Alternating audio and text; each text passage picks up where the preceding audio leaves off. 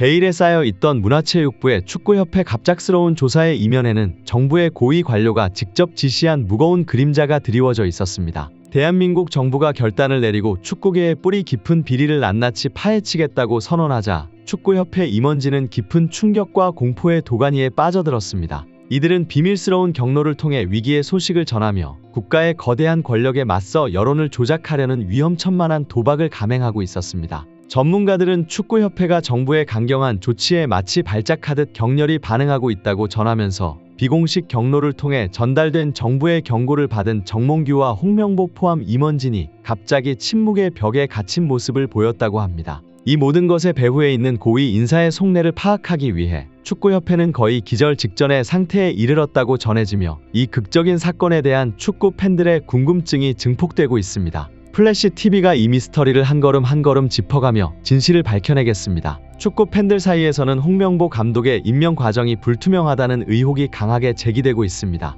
대다수의 축구 팬들이 반대하는 소리에도 불구하고 축구협회는 완고하게 홍명보 감독을 선임했습니다. 이에 대해 축구계 내부에서는 축구협회의 숨겨진 의도에 대한 궁금증이 커지고 있습니다. 몇몇 축구 전문 기자들은 이 모든 결정이 금전적인 이익과 밀접하게 연결되어 있다고 주장하면서 국내 감독이 아닌 외국인 감독을 선임하는 배경에는 바로 그 금전적인 요인이 크게 작용하고 있다고 설명합니다. 이들은 홍명보의 선임을 이해하기 위해서는 과거 차범근 감독 시절부터 시작된 내국인 감독에 대한 갑작스러운 경질의 역사를 되돌아봐야 한다고 강조하며 이 모든 사건의 근본적인 원인이 금전적인 이익 때문이라고 단언했습니다. 차범근 감독의 이야기는 드라마틱한 전환점을 맞이했습니다. 1998년 그는 대표팀을 이끌고 월드컵 최종 예선에서 놀라운 성적을 거두며 본선 진출의 기적을 일궈냈습니다. 하지만 조별 예선에서 네덜란드라는 축구 강국의 0대5로 처참한 패배를 맛보았습니다. 이 충격적인 결과는 축구협회로 하여금 전례 없는 결정을 내리게 했습니다.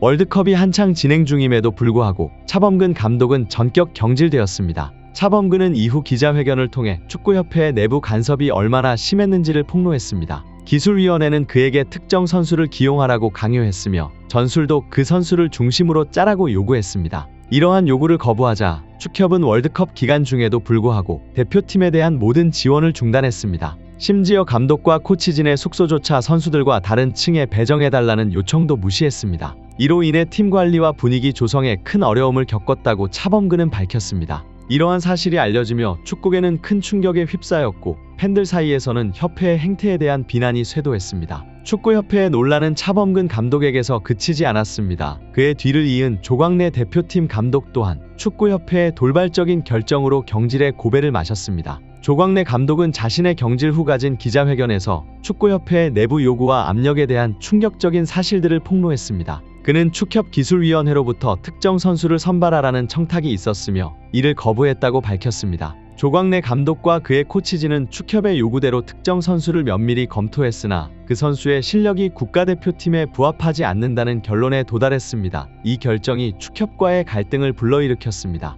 조광래 감독의 용기 있는 거부 이후 대표팀에 대한 지원과 협력이 사실상 중단되었습니다. 상대팀 분석을 요청했음에도 불구하고 축협 측은 인력 부족을 이유로 아무런 지원을 제공하지 않았다고 합니다. 조 감독과 그의 코치진은 선수들을 훈련시키고 전술을 짜는데 바쁜 와중에 상대팀의 경기를 직접 찾아다니며 분석할 시간조차 없었다고 토로했습니다. 이러한 축협의 비협조적 태도는 후임 감독인 박항서에게도 이어졌습니다. 박항서 감독은 자신의 재임 기간 동안 축협의 지나친 간섭에 대해 비판적인 인터뷰를 여러 차례 진행했습니다. 이러한 연속된 감독들의 고백은 축구협회의 운영에 심각한 문제가 있음을 드러내며 축구계 전체에 큰 충격을 주었습니다. 축구 전문기자들 사이에서는 한국 축구 대표팀 감독으로 내국인이 선임될 때마다 반복되는 청탁과 압력이 심각한 문제로 지적되고 있습니다. 이러한 내부의 복잡한 압력 때문에 축구협회는 외국인 감독을 선임하는 경향이 강해졌습니다. 파울루 벤투 감독도 이 문제를 우회적으로 지적했는데 그는 카타르 월드컵을 마친 후 마지막 기자회견에서 축구협회가 돈과 스폰서 관리에만 몰두하고 선수들의 훈련 프로그램이나 지원에는 소홀하다고 폭로했습니다. 이러한 발언은 많은 팬들을 경악하게 만들었습니다. 축구협회의 선수 선발 과정이 뒤덮인 어두운 그림자가 점차 명확하게 드러나고 있습니다. 축구 전문 기자들은 이 과정에서 이루어지는 은밀한 거래들이 실제로는 거대한 금전적 이익을 추구하고 있다고 폭로하며 축구계에 충격을 주었습니다.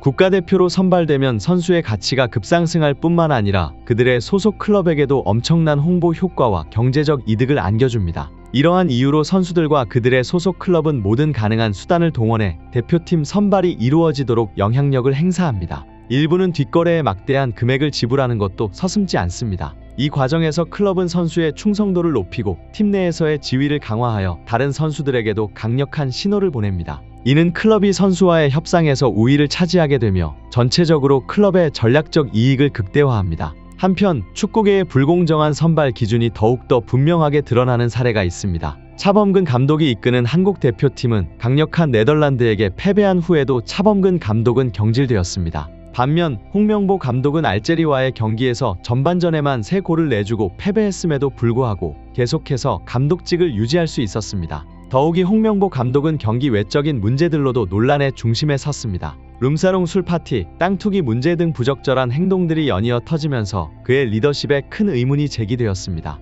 그럼에도 불구하고 축협은 홍명보 감독을 경질하지 않았고 이는 그가 축협의 입맛에 맞는 편한 감독이었기 때문이라는 의혹이 제기되었습니다. 축구계의 뒷막이 넘쳐나는 비밀스러운 결정들 속에서 홍명보 감독의 선임을 둘러싼 논란은 더욱 격화되었습니다. 일부 팬들은 정혜성 전력강화위원장이 홍명보를 정몽규 회장에게 추천했을 때 정몽규가 강하게 거절했다는 소식에 혼란을 느꼈습니다. 이는 정몽규가 재력이 많아 선수 선발과 관련된 금전적 거래에 별로 흥미를 느끼지 않을 것이라는 기대와 상반되는 행동이었습니다. 하지만 축구 전문 기자들은 이면에 숨겨진 진실을 밝혀냈습니다. 그들은 정몽규가 클린스만을 감독으로 선임했을 때 여론이 좋지 않고 사퇴 압력을 받고 있었던 상황에서 내국인 감독인 홍명보를 선임하면 다시금 선수 선발을 빌미로 임원진들 간의 뒷거래가 이루어질 것이라는 것을 알고 있었다고 설명했습니다. 정몽규 회장의 처음 거절 이후 축협 내부의 임원들은 협회에 대한 여론이 좋지 않은 상황에서 회장을 보호하기 위해 내부적으로 똘똘 뭉쳐야 한다는 결론에 도달했습니다.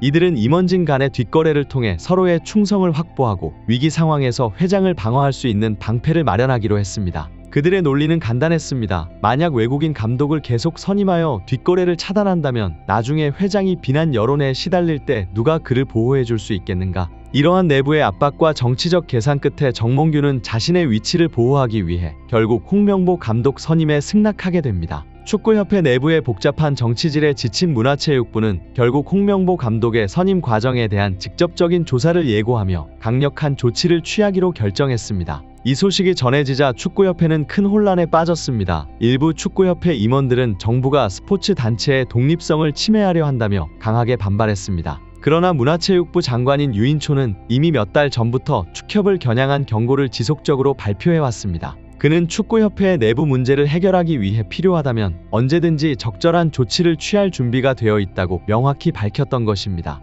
유인촌의 이러한 발언은 축협 내부에서도 예견된 일이었지만 정몽규 회장은 이 경고의 심각성을 제대로 인지하지 못했습니다. 이제 정몽규는 자신의 무지로 인해 축구협회가 큰 위기에 직면하게 된 것을 실감해야 했습니다. 과거 카타르 월드컵 이후 선수들이 받아야 할 성과금을 축구협회가 독차지한 사건이 발생했습니다. 이에 VIP가 직접 발끈해 조사를 지시하면서 사태는 새로운 국면을 맞이했습니다. 당시 정몽규 회장은 자신의 사재 30억을 털어 선수들에게 성과금을 나눠주며 사태를 수습했습니다. 하지만 이번 홍명보 채용 비리 사건에 대해서는 VIP도 모르지 않았을 것이라는 의혹이 제기되었습니다. 축구에 대한 진정한 애정을 가진 VIP는 손흥민과 같은 선수들의 소중한 경력이 부정과 비리로 인해 훼손되는 것을 절대로 용납할 수 없다고 판단했습니다. 이러한 배경 속에서 정몽규와 홍명보에 대한 강력한 조치가 예고되었습니다. 두 사람은 곧 자신들의 행동이 어떤 결과를 낳을지 직면해야 할 것입니다. 축구계의 깊은 부패를 척결하기 위한 VIP의 결단은 많은 축구 팬들로부터 큰 지지를 받으며 이 사건이 한국 축구의 청렴성을 회복하는 데 있어 결정적인 계기가 될 것으로 보입니다.